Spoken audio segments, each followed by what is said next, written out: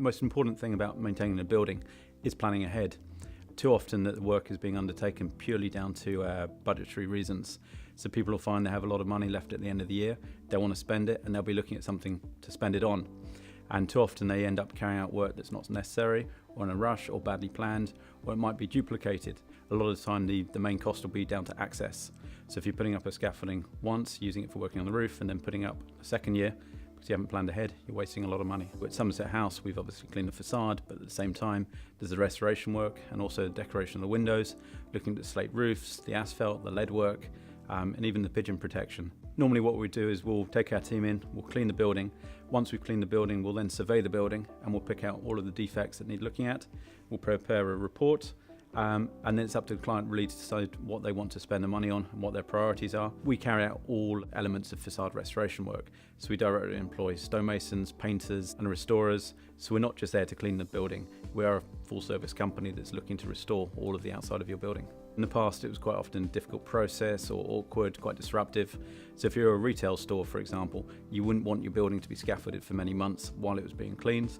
And now we've made cleaning so easy, and we started cleaning so many buildings that the neighbours see their buildings being cleaned and they want to have a building clean as well. And as much as anything, that's driving the cleaning of buildings forward. No one else does anything like it. Basically, the options are you scaffold your building and clean it, or you use us, and it's pretty much simple as that.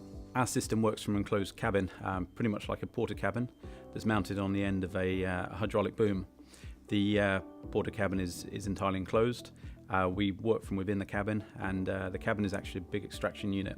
So as we clean the building using very fine powders, much akin to mineral talc, we then extract those powders into the machine, we capture the dust and dispose of it safely.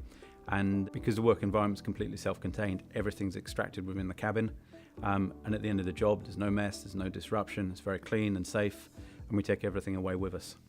I think the amazing thing is that during the clean, it's an incredible feeling and very emotional working on some of these buildings that I never imagined I'd get to work on.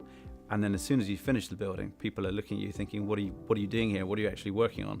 But whilst you're working on it, it's a fantastic experience to see what you're revealing and see people's reaction as you're doing it.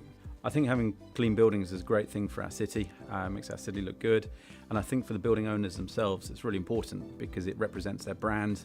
And certainly when a lot of people come to sell their buildings, they're looking to have them cleaned so that landmark buildings appeal properly to the buyers, and the buyers who are looking at them want to own them. Generally, we're working at the higher end of the market. Most of the buildings that we work on are landmarks or historic buildings, and to that extent it's important that we have the best kit and very well trained staff. I've had so many clients turn up at the end of a project and they just can't believe how quickly and with such minimal disruption we've carried out the works.